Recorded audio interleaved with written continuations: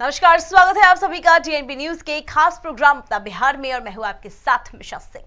नौकरी के बदले जमीन मामले में पटना में राबड़ी देवी से पूछताछ के बाद सीबीआई की टीम आज दिल्ली में लालू यादव से पूछताछ कर रही है।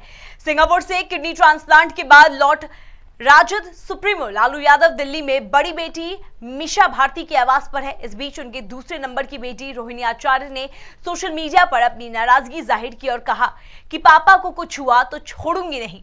रोहिणी आचार्य ने ट्वीट कर कहा कि पापा को लगातार परेशान किया जा रहा है, अगर उन्हें कुछ हुआ तो मैं किसी को नहीं छोड़ूंगी। पापा को तंग कर रहे हैं, यह ठीक बात नहीं है, यह सब याद रखा जाएगा। समय बलवान होता है, यह याद रखना होगा। तो अग्निवीर भर्ती की चयन प्रक्रिया में बदलाव किया गया है। अब उम्मीदवारों को पहले एक ऑनलाइन कॉमन एंट्रेंस एग्जामिनेशन यानी रिटन टेस्ट देना होगा। कटिहार जिले में सेना भर्ती कार्यालय में प्रेस कॉन्फ्रेंस के दौरान कर्नल विभूति त्रिपाठी ने कहा कि पहले अग्निवीरों के लिए भर्ती प्रक्रिया अलग थी। सबसे पहले उम्मीदवारों का फिजिकल फिटनेस टेस्ट होता था, उसके बाद मेडिकल टेस्ट और फिर आखिर में उम्मीदवारों को कॉमन एंट्रेंस एग्जामिनेशन यानी रिटन टेस्ट पास करना होता था।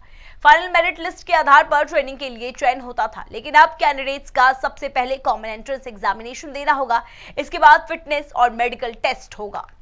तो बिहार विद्यालय परीक्षा समिति की ओर से आज एबिलिटी टेस्ट वाणिज्य 2022 की परीक्षा ऑनलाइन का आयोजन किया गया। इस परीक्षा को पूरे बिहार में छात्र छात्राएं सेंटर पर देने पहुंची। इस परीक्षा का आयोजन पटना के प्राइम टेस्ट एजुकेशन प्राइवेट पेजावा लिमिटेड रानीपुर सेंटर पर किया गया। इसी दौरान सेंटर में ऑनलाइन परीक्षा देने के दौरान सर्वर और कंप्यूटर में कुछ समस्या आ गई, जिसके बाद छात्र छात्राओं ने अपनी समस्या सेंटर के प्रबंधक को दी, लेकिन सेंटर के प्रबंधक ने छात्र छात्राओं की समस्या दूर नहीं कर पाए। जिसके बाद छात्र छात्राएं ने सेंटर पर जमकर हंगामा किया। इस बात की जानकारी पुलिस को दी गई। पुलिस ने मौके पर पहुंचकर छात्र छात्राओं को समझा बुझाकर शांत करवाया, लेकिन छात्रों की अभी भी यही मांग है कि परीक्षा कैंसिल की जाए।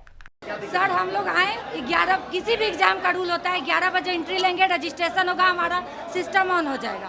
जब हम लोग अंदर आए, ये लोग का जो रजिस्ट्रेशन टाइम था 12 बजे तक, ये लोग लैप्स कर दिए क्योंकि ये लोग के दिमाग में हैकिंग चल रहा था।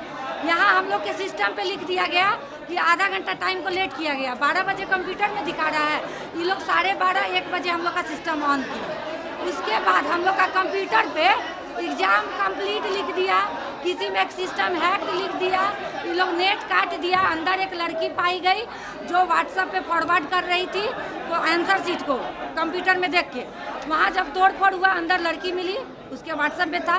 प्रशासन आई, ये लोग प्रशासन को फ़ोन किए क्योंकि यहाँ हंगामा शुरू हो गया। प्रशासन आई, लैपटॉप को बचाने में लग गई।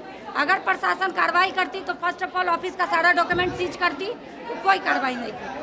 जब उससे भी बड़े पदाधिकारी आए, अंदर गए, उन्होंने जब उनको बात कराया गया, बात कीजिए, बड़े साहब हैं एजुकेशन डिपार्टमेंट, उनके मोबाइल में नंबर था यहाँ के आदमी के, बात किए। सर क्या बोले, देखिए बात को मैनेज कीजिए, आप लोग एग्जाम दे लीजिए, कैंसिल नहीं होगा। हम लोग बोले कि जब क्वेश्चन ऑलरेडी वहाँ बाहर चला ही गया है तो हम लोग क्यों एग्जाम देंगे, हम लोग नहीं देंगे। क्या डिमांड है आप, क्या डिमांड? हम लोग का डिमांड है कि यहाँ कैंसिल हो, व्यवस्था कैंसिल हो, और आइंदा सरकार अगर एग्जाम कराएगी, जिला कलेक्टर शिक्षा पदाधिकारी हो, उसके हाथ में इस सेंटर को हैंड ओवर करेगी। जब हैक होगा तो हम शिक्षा पदाधिकारी के गला पकड़ेंगे। ये 10 रुपया के दलाल का हम गला नहीं पकड़ेंगे जो 10 लाख में बिक गया। अपना परिचय दीजिए। मेरा नाम खुशबू कुमारी है, हम कटिहार से आए हैं। हम सक्षम नहीं हैं, हम तत्काल में टिकट लेके आए हैं। क्या सरकार और ये दलाल भरपाई करेंगे? चंद दलाल है एजुकेशन डिपार्टमेंट के जो ये ढाबा चला रहे हैं और वहीं से वो लोग का हैक हो रहा है। व्हाट्सएप पे लड़की को आंसर शीट भेजी है और वहाँ से वो लोग आउट कर रहे हैं। तो जब सरकार इतना बड़ा जवाबदेही, इतना बच्चा का जवाबदेही एक दलाल के हाथ में देगी। कैमूर में कर्णपुरा के पास पंडित दीनदयाल उपाध्याय गया रेलखंड मार्ग पर बने ब्रिज की दीवार में दरार पड़ने लगी है, साथ ही ब्रिज का रिवाल भी धंसने लगा है। बता दें कि इतने कम समय में ब्रिज में दरार और रिवाल में गड़बड़ी होने से निर्माण के मानक और गुणवत्ता पर सवाल खड़े हो रहे हैं। हादसे की आशंका को देखते हुए पचीलिखी विकास मंच के अध्यक्ष सुधांशु श्रीवास्तव ने ओवरब्रिज की मरम्मत और जांच के लिए रेल मंत्री को पत्र लिखा। सुधांशु श्रीवास्तव ने रेल मंत्री से पत्र में कहा कि जिस ब्रिज का निर्माण 67.66 करोड़ रुपए की लागत से किया गया था, वह ब्रिज दोनों तरफ से क्षतिग्रस्त हो गया है, जिससे कि बड़ा हादसा होने की संभावना बनी हुई है। लिहाजा विभाग के पदाधिकारी इस पर जल्द से जल्द संज्ञान ले ब्रिज की मरम्मत करने के साथ साथ जांच कर उचित कार्रवाई करें। मैं गांव का निवासी हूँ, मैं गांव का सरपंच भी हूँ। मैं आते जाते देखता हूँ कि दोनों तरफ पाया धंसने के चलते 62 नंबर गेट पर जो ओवर ब्रिज बना हुआ है उसमें दरार आ गई है। कभी भी संभावना है कि वो लोड गाड़ी जाएगी तो ब्रिज धंस सकता है। इसलिए उच्च पदाधिकारियों से मेरा कहना है कि उसका यथाशीघ्र जांच कर उचित कार्रवाई करने की कृपा करें एवं पुल को मरम्मत करने का कृपा करें। कितना पुराना पुल है ये? पुल अभी फिलहाल में बनाया गया है, 2022 में बन करके तैयार हुआ है। फिलहाल बना है। कैमूर जिला मुख्यालय में बड़ी गुलजार वाटिका के प्रांगण में जिला पार्षद विकास सिंह ने होली मिलन समारोह का आयोजन किया। कार्यक्रम में लोगों ने होली के गीत सुने, साथ ही एक दूसरे को गुलाल लगाकर होली की बधाई दी। मंच से जिला पार्षद ने लोगों को संबोधित करते हुए कहा कि आपस में भाईचारे के साथ होली का त्योहार मनाएं। गुलाल रंग की महक ने होली मिलन समारोह को ऐतिहासिक और यादगार बना दिया। इस होली मिलन समारोह में लोकतंत्र के चौथे स्तंभ मीडिया कर्मियों को अंग वस्त्र देकर और तिलक लगाकर एकता और भाईचारे की पहल का आगाज किया गया।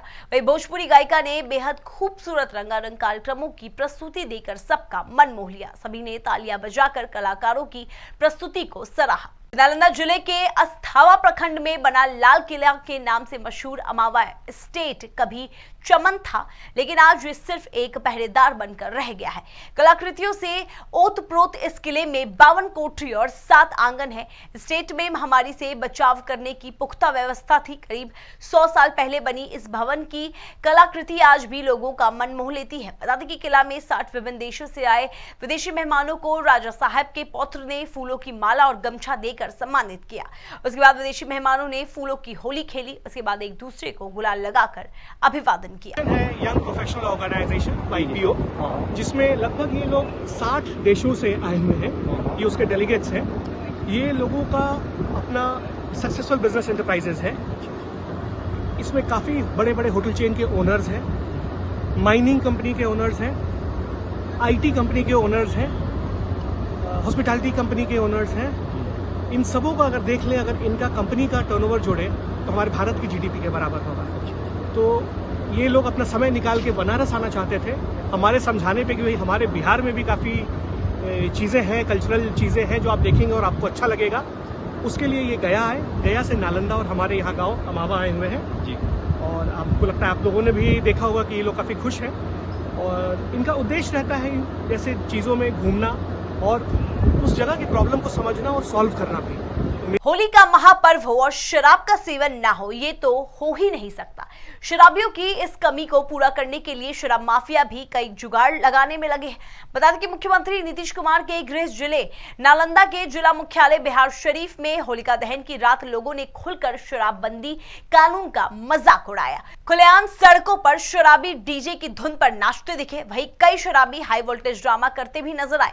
हालांकि पुलिस प्रशासन की तरफ से इस मामले में कई लोगों को गिरफ्तार भी किया गया। बावजूद इसके लोगों में पुलिस और शराबबंदी कानून का खौफ कहीं भी देखने को नहीं मिला। तो बिहार के मुंगेर जिले के हवेली खड़गपुर थाना क्षेत्र में रहने वाले 2 युवकों ने महाराष्ट्र की रहने वाली एक महिला से बैंक का नोडल अधिकारी बन बीते साल ठगी की थी, जिसके बाद मुंबई पुलिस ने साइबर क्राइम के तहत IPC के धारा 420 और IT एक्ट 66 CD के तहत मामला दर्ज किया था। आरोपी की गिरफ्तारी के लिए मुंबई पुलिस की 3 सदस्यीय टीम मुंगेर पहुंची, जहां मुंबई पुलिस की टीम ने परसंडो गांव निवासी के 2 युवकों को गिरफ्तार किया। पुलिस दोनों का स्वास्थ्य परीक्षण कराकर न्यायालय CJM कोर्ट में पेश करने के बाद अपने साथ मुंबई ले गई। तो नालंदा जिले के हरनौर थाना क्षेत्र इलाके में मुखिया रेखा देवी की तरफ से ग्रामीणों की सहयोग से आम सभा का आयोजन किया गया। आम सभा के दौरान बदमाशों ने मुखिया पति के साथ अभद्र व्यवहार किया, साथ ही उस पर जानलेवा हमला भी किया। मुखिया पति ने बताया कि आम सभा चल रही थी, तभी धर्मपुर गांव के निवासी सभा का विरोध करने लगे,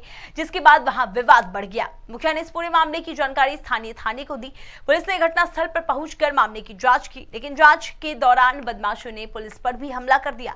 गांव में तनाव को देखते हुए कई थानों के पुलिस बल को भारी संख्या में गांव में तैनात किया गया, ताकि हालात काबू से बाहर ना हो। उसमें हम लोग कई लोग आदमी शामिल हुए थे। गांव के 100-150 आदमी के बीच में हुआ था। बाहर से भी आदमी आया हुआ था। उड़ीद हम लोग के 5 दिन से चल रहा था, उड़ीद चल रहा था। आज नरेगा के और इंदिरा आवास पे चल रहा था। उसके बाद में उड़ीद के सामने आया, उधर से आया, बोला कि रे किसका दृष्टि लगा रहा है। हम बोले कि सरकार का आदेश है, हम लोग के पालन कर रहे हैं। हम लोग आज का दिन है ऑडिट करे के, जो ऑडिट कर थी आम सभा लगेले हुए। कौन आया? जीतू यादव आया था। उसके बाद गाड़ी गलम करना शुरू कर दिया। उसके बाद हम लोग उनका भी गौर पूर्ण वर्ग पर के भी हटाएगा कि हम लोग के भाई बाधित नहीं कीजिए। उसके बाद में गाड़ी गलम कस के उसके बाद में घर गया, घर से वहाँ पिस्तौल ला के वहाँ जान मैंने कि गोली चलाया, मगर हम लोग बच गए, बाल भी बच गए। हम लोग प्रशासन के खबर भी दिए, प्रशासन आया।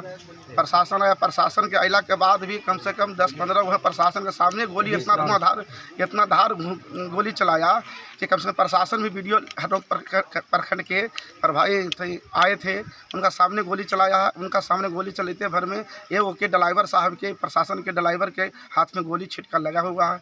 और भी जख्मी कोई हुए हैं? हाँ, अब तो जख्म एओ के माता भी है। पढ़ने लिखने या कोई चीज सीखने की उम्र नहीं होती। अगर मन में इच्छा हो तो इंसान कभी भी कुछ भी कर सकता है। बिहार के नालंदा में सास और 4 बहुओं ने कुछ ऐसा ही कर दिखाया, जिसके इलाके में खूब चर्चा हो रही है।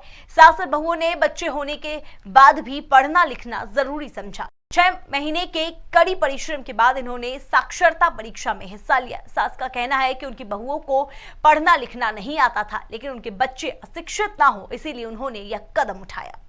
क्या चीज का परीक्षा देना है? बुनियादी परीक्षा क्या चीज है? साक्षरता का। और कितने दिन से सीख रहे हैं? 6 महीना। क्या क्या सीखे हैं? दस्तखत करने के लिए सीखे। बिहार की तमाम खबरें देखने के लिए बने रहिए TNP न्यूज के साथ।